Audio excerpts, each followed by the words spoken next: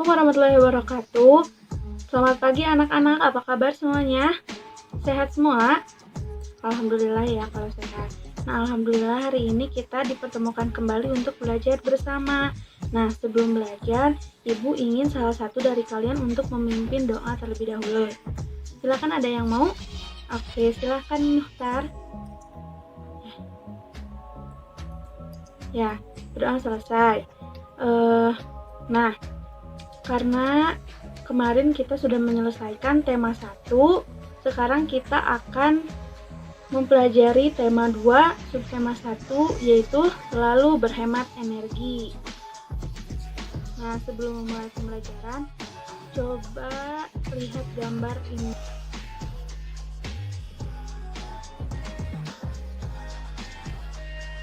Coba sebutkan ada apa saja di dalam gambar tersebut. Ya, ada ibu-ibu, ada bapak-bapak, ada bayi, ada pohon, ada matahari. Ya, ibu sedang melaksanakan kegiatan apa? Menjemur, betul. Kalau bapak sedang berolahraga, bayi sedang berjemur. Nah, setelah tadi disebutkan ada apa saja di dalam gambar itu, coba sekarang sebutkan apa hubungan antara pohon dan matahari. Ya, pohon memerlukan matahari untuk berfotosintesis. Nah, sekarang coba sebutkan hubungan antara kegiatan yang sedang Ibu lakukan dan matahari. Ibu sedang melaksanakan apa tadi? Menjemur. Nah, hubungan antara menjemur dan matahari apa? Ya, betul. Ibu memerlukan panas matahari untuk jemuran. Betul. Untuk jemurannya biar apa? Biar kering. Betul sekali. Nah, matahari merupakan salah satu sumber energi terbesar di bumi ini. Nah, selain ada matahari, ada beberapa juga sumber energi yang lain. Kita tonton di video berikut.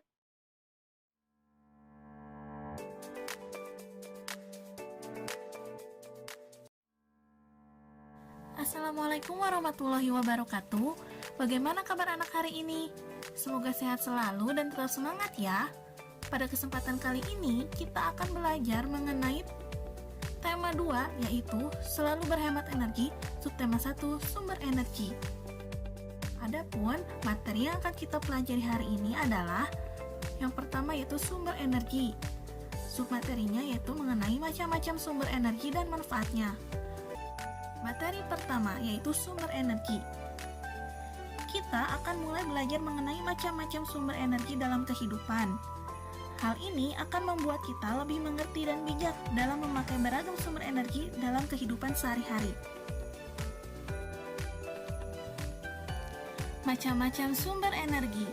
Yang pertama yaitu energi matahari, kedua energi air, ketiga energi angin, keempat energi listrik, kelima minyak bumi. Sumber energi yang pertama yaitu matahari. Matahari menghasilkan energi panas dan juga energi cahaya. Matahari merupakan sumber energi terbesar di bumi. Hal ini dikarenakan karena matahari merupakan sumber kehidupan utama bagi makhluk hidup. Pemanfaatan matahari dalam kehidupan sehari-hari yang pertama yaitu matahari membantu proses fotosintesis tumbuhan. Fotosintesis merupakan pembuatan makanan pada tumbuhan hijau. Tumbuhan melakukan fotosintesis untuk menghasilkan makanan dan juga oksigen. Dalam proses fotosintesis, daun akan menyerap karbon dioksida yang ada di udara. Kemudian akan diolah menjadi karbohidrat dan juga oksigen dengan bantuan sinar matahari. Pemanfaatan energi matahari yang kedua yaitu mengeringkan benda basah. Banyak sekali benda basah yang dapat kita keringkan menggunakan bantuan sinar matahari. Contohnya yaitu mengeringkan pakaian basah dan juga mengeringkan ikan asin yang dilakukan oleh para nelayan. Pemanfaatan energi matahari selanjutnya yaitu matahari dapat membantu proses pembuatan garam. Dalam proses pembuatan garam, para petani di pinggir pantai akan menyiapkan petak-petak tambak. Petak-petak tambak ini kemudian diisi oleh air laut. Air laut akan menguap dan tersisa kristal-kristal garam. Penguapan air laut ini dilakukan dengan bantuan sinar matahari. Setelah air laut menguap, sekitar 210 hari atau setelah kemarau berakhir, garam segera dipanen. Pemanfaatan matahari yang keempat yaitu matahari dapat menjadi sumber pembangkit listrik, yaitu menggunakan panel surya. Panel surya akan menangkap sinar matahari, kemudian akan diolahnya menjadi sebuah listrik. Pemanfaatan selanjutnya yaitu membantu pembentukan vitamin D. Ini dilakukan agar tulang kita menjadi kuat. Kegiatan yang dapat kita lakukan yaitu olahraga pagi, lari pagi ataupun jogging pagi, atau hal sederhana yang dapat kalian lakukan yaitu dengan berjemur di bawah sinar matahari pagi.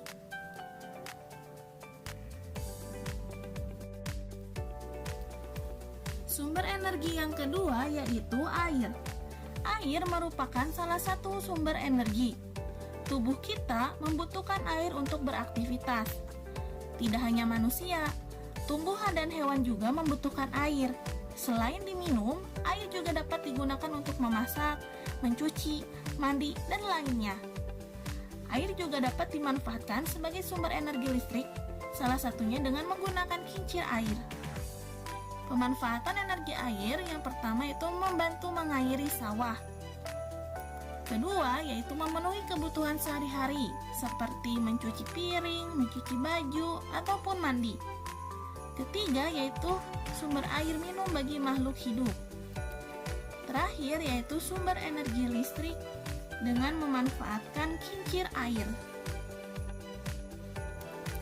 Sumber energi selanjutnya yaitu angin. Angin dapat dimanfaatkan oleh manusia untuk membantu aktivitas sehari-hari. Yang pertama, angin digunakan manusia untuk membantu mengeringkan pakaian. Kedua, angin digunakan untuk membantu nelayan menggerakkan perahu layar ke tengah laut guna mencari ikan. Ketiga, yaitu angin digunakan sebagai sumber energi listrik. Dalam hal ini, angin dimanfaatkan untuk menggerakkan baling-baling dari kincir angin. Menggerakkan baling-baling kemudian akan menghasilkan sebuah energi listrik.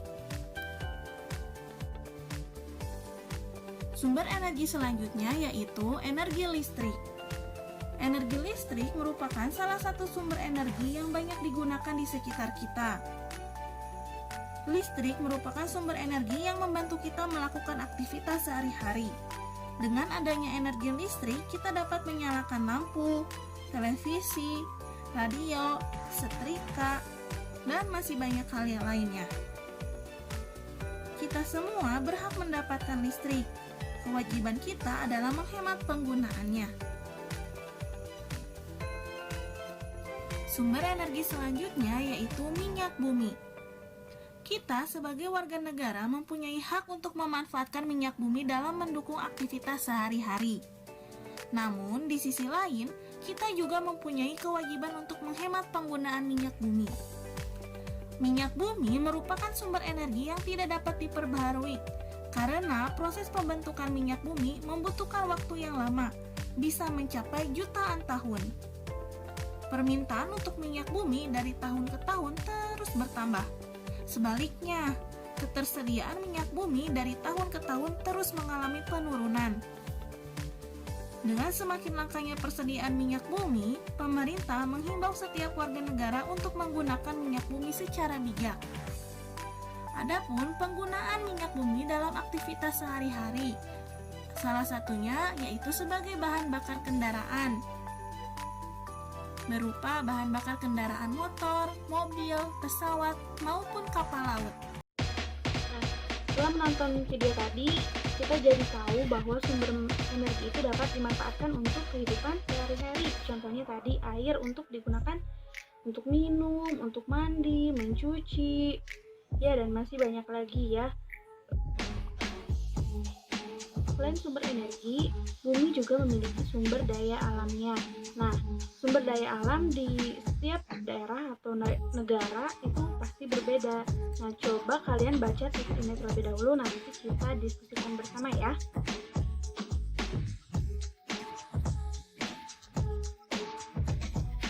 Nah, setelah membaca teks tersebut, kita jadi mengetahui apa itu sumber daya alam.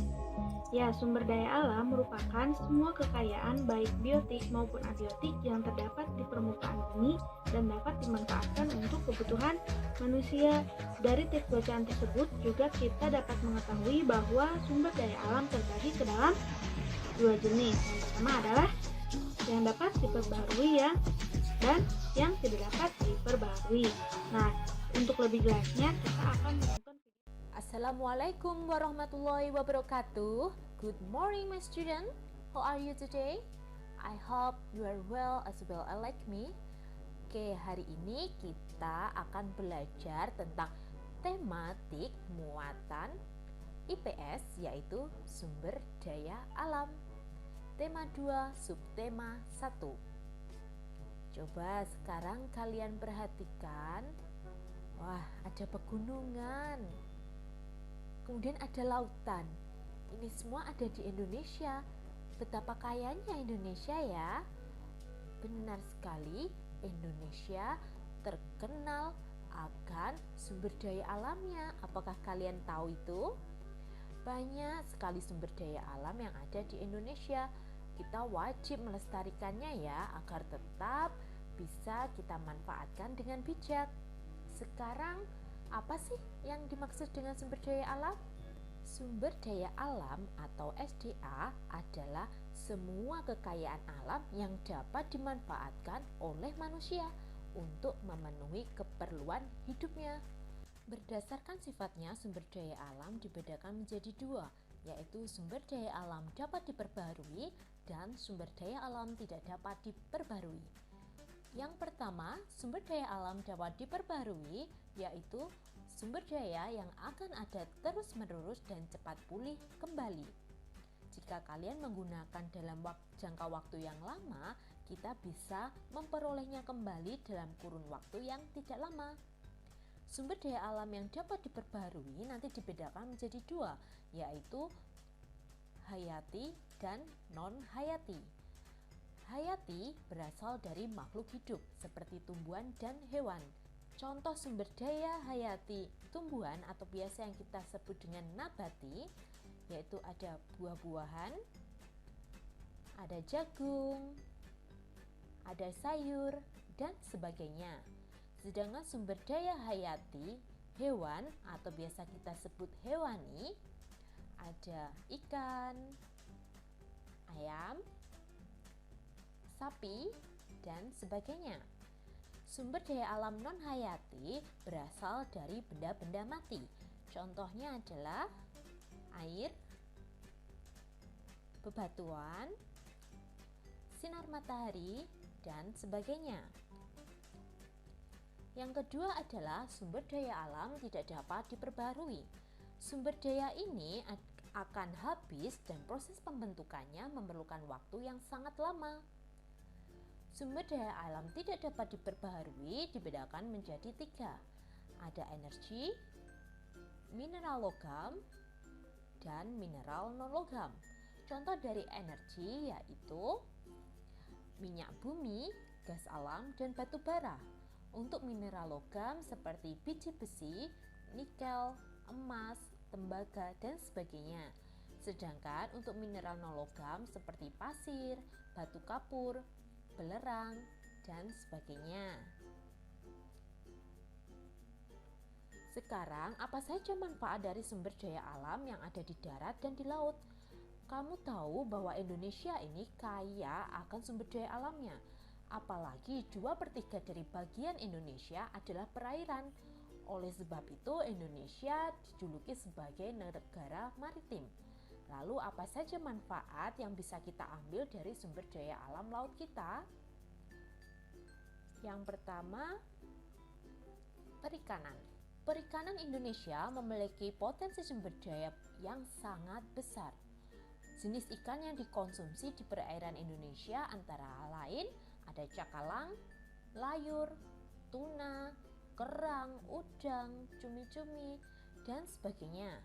Hasil perikanan Indonesia selain berasal dari laut, para penelayan Indonesia juga melakukan budidaya perikanannya. Selain itu, hasil perikanan di Indonesia juga bisa kita ekspor. Yang kedua ada industri garam. Garam merupakan salah satu bumbu masakan yang dibutuhkan masyarakat Indonesia. Garam juga dapat bermanfaat untuk kecantikan dan kesehatan. Garam ini dibuat dari penguapan air laut. Sentra industri garam di Indonesia itu terletak di Gresik, Madura, Pati, Rembang, dan sebagainya. Garam laut dibuat dengan cara menguapkan air laut dengan bantuan sinar matahari. Kemudian ada rumput laut. Rumput laut merupakan sumber makanan kaya serat. Rumput laut merupakan bahan baku pembuatan agar-agar. Wilayah Indonesia memiliki kemampuan loh untuk memproduksi rumput lautnya, terutama di wilayah Indonesia bagian timur. Selain itu, sektor yang paling terbesar dari sumber daya laut adalah dari segi pariwisatanya. Sebagai negara maritim, Indonesia memiliki banyak pantai. Nah, pantai ini sangat indah pemandangannya, sehingga bisa menarik para wisatawan dari negara kita maupun dari luar negeri. Sekarang pemanfaatan sumber daya alam yang ada di darat. Indonesia terkenal akan pertaniannya dan perkebunannya yang sangat luas. Beberapa manfaat yang bisa kita ambil salah satunya yaitu jagung dan padi. Jagung dan padi sebagai bahan makanan pokok di Indonesia. Kemudian ada sapi. Sapi bisa kita ambil daging dan susunya. Kemudian ada emas. Emas bisa kita manfaatkan untuk perhiasan. Itu semua adalah pemanfaatan sumber daya alam yang ada di darat maupun yang ada di laut. Kita sebagai manusia wajib untuk melestarikannya agar kita tetap bisa menikmatinya tanpa khawatir kehabisan. Semoga kalian semua sebagai generasi penerus bangsa ini, kalian bisa melestarikannya dengan baik. Sekian dulu ya materi tentang sumber daya alam. Kita lanjut di pertemuan berikutnya. Wassalamualaikum warahmatullahi wabarakatuh. Nah, setelah menonton video tadi, kita jadi mengetahui bahwa sumber daya alam terbagi ke dalam dua jenis, ya. Yang dapat diperbaharui dan yang tidak dapat diperbaharui. Nah, tentu saja dalam menggunakannya kita harus bijak, tidak boleh berlebihan. Kita harus menggunakannya secara hemat agar apa? Ya, agar generasi penerus kita masih dapat menikmati kekayaan alam tersebut. Nah, selanjutnya Ibu ingin kalian mengisi LKPD terlebih dahulu ya. Bisa kalian kerjakan di rumah, boleh dibantu oleh orang tua.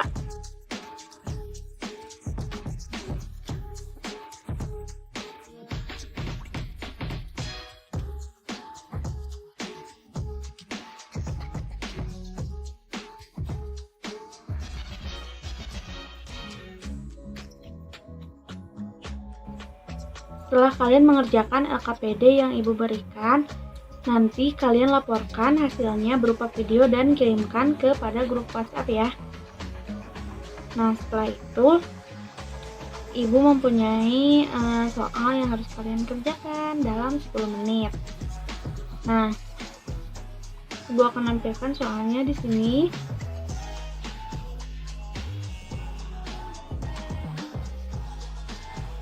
Nanti setelah selesai mengisi, kirimkan jawabannya ke Ibu dalam waktu 10 menit, ditunggu di grup WhatsApp-nya ya. Nah, setelah belajar hari ini kita jadi mengetahui bahwa di bumi kita memiliki sumber energi dan juga sumber daya alam.